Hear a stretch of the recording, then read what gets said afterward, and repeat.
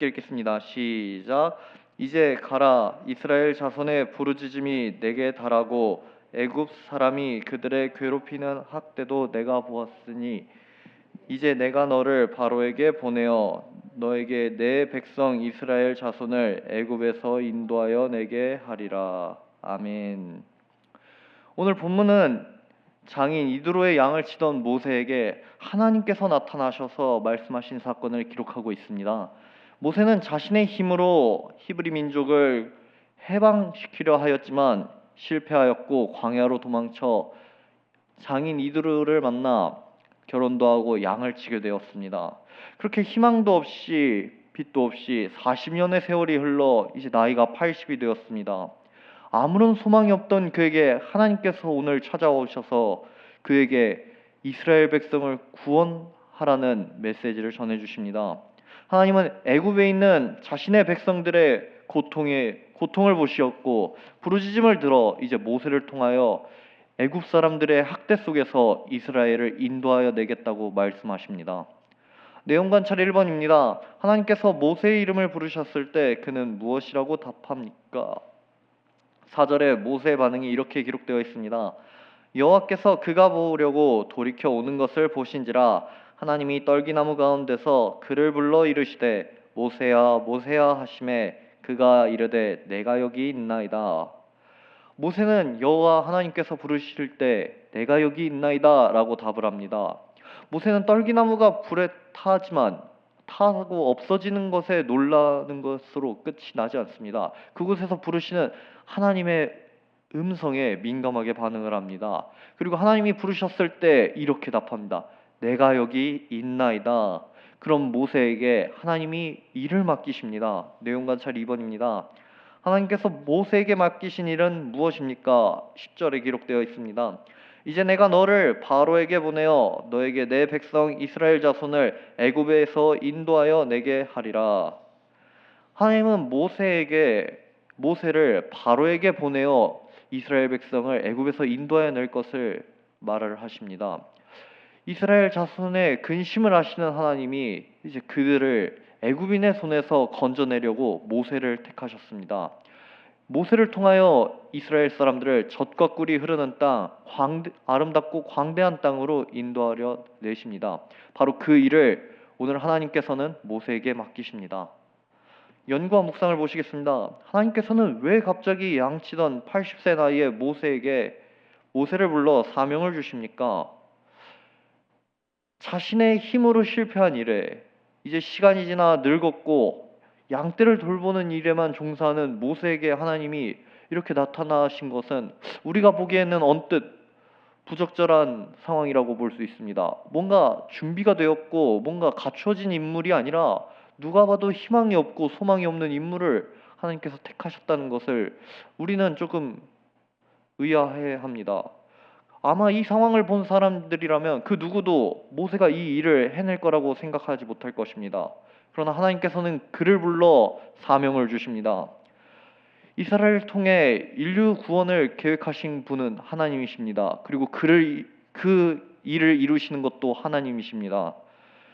모든 하나님의 구원의 역사는 전적인 하나님의 능력으로만 이루어집니다. 사람의 어떠함이 아니라 사람의 어떤 능력이 아니라 오직 하나님께서 부르심으로 인하여 그 모든 일이 이루어집니다.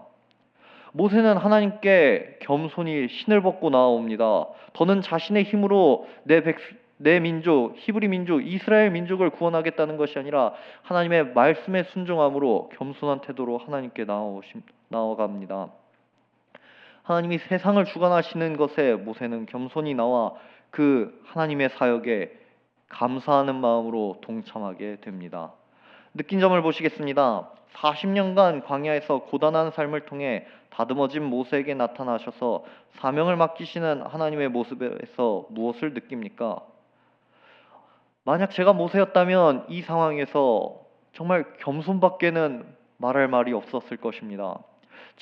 자신이 애굽의 왕자라고 떵떵거리며 살아갈 때, 자신의 인생의 최고 전성기를 달려갈 때 실패한 일을 하나님께서 오늘 내게 나타나셔서 그 일을 맡기신다니 어떻게 내 어떠함으로 내가 이 일을 맡았다, 내가 잘나서 내가 이 일을 감당하겠다라고 말할 수 있겠습니까? 정말 내가 할 수 없고 보잘것없는 나를 쓰시는 하나님에 대해서 정말 작고 겸손한 마음으로 나아가게 될 것입니다.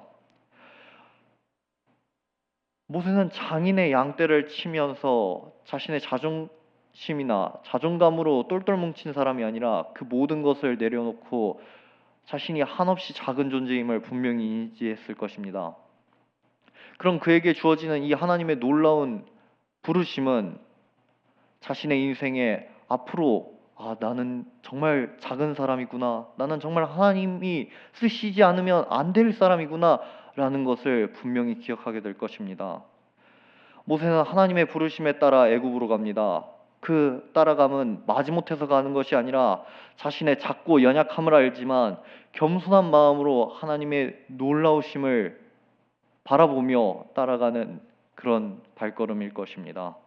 결단과 적용입니다. 내가 일상에서 감당하고 있는 사명 중 하찮다고 느껴지는 것은 무엇입니까?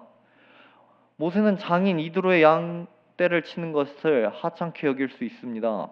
애굽의 왕실에서 배웠던 어떤 것을 사용해서 사람들에게 영향력을 끼치고 이름을 널리 알리는 것이 아니라 누구나 할 수 있고 가장 천한 일인 양떼를 치는 일로 자신이 하는 일이 하찮다고 느껴질 수 있습니다.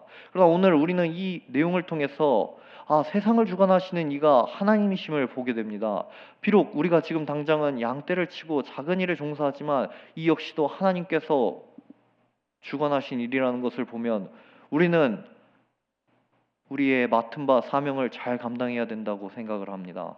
마태복음 25장에서 예수님이 하신 비유 중에 달란트를 받은 종들에 대한 비유가 나타납니다. 어떤 사람이 타국에 갈 때 자신의 세 종들에게 달란트를 나눠줍니다. 5달란트, 2달란트, 1달란트.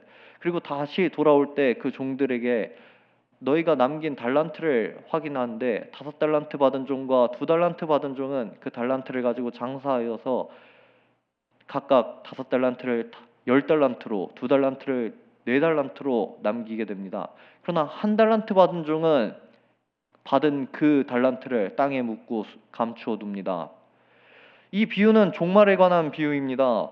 앞서 5달란트, 2달란트를 받은 사람들은 예수의 재림을 준비하였지만 1달란트 받은 사람은 예수의 재림을 준비하지 않았습니다. 결국 그는 어두운 데로 쫓겨나 슬피 울며 이를 갑니다.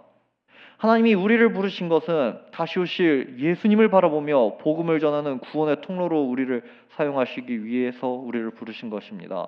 하나님께서 오늘 본문의 모세를 부르신 것도 애굽에서 이스라엘을 건져내시기 위함입니다.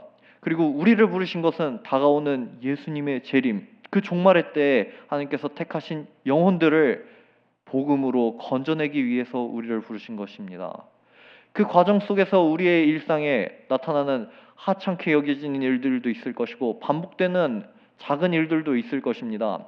그러나 그 역시도 하나님의 주관으로 이루어지는 일이며 우리는 그 일 속에서도 하나님을 바라보며 겸손하게 준비해야 합니다. 매일 반복돼 하찮게 여겨지는 일에도 최선을 다해 하나님의 기쁨이 되기 위해 오늘 무엇을 실천하겠습니까? 가장 좋은 방법은 하나님이 우리를 부르셨다는 소명을 확인하는 방법입니다. 하나님께서 나를 부르신 것이 정말 확실한지 확실하지 않은지를 확인하는 방법들은 3가지가 있습니다. 오늘 말씀을 통해 하나님의 은혜가 내게 임하는지를 먼저 보게 됩니다. 그리고 다음으로는 내 영혼의 상태가 정말 예수님을 닮아가는 성화의 과정을 거쳐가는지 우리는 확인하게 됩니다.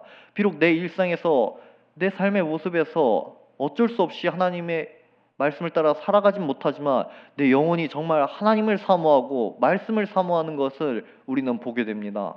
그리고 성령 하나님께서 특별한 역사로 말씀을 통해 우리에게 주시는 힘과 위로를 통해 우리는 우리의 소명을 확신하게 됩니다. 우리는 오직 말씀으로 우리의 영적인 상태와 우리의 심령을 확인하게 됩니다. 이는 정서적인 느낌이나 어떤 열심으로 인한 종교적인 행위나 신비적인 체험이 아니라 오직 말씀에 근거한 확인입니다. 반복되어 하찮게 여겨지는 일에서도 우리가 지루해하지도 않고 포기하지도 않고 낙심하지도 않는 것은 이 일을 통해 하나님께서 이루실 놀라운 그 일을 우리가 바라보기 때문입니다. 오직 말씀으로 확신하며 살아가는 우리 교회 길동교회 성도님들이 되기를 간절히 소망합니다.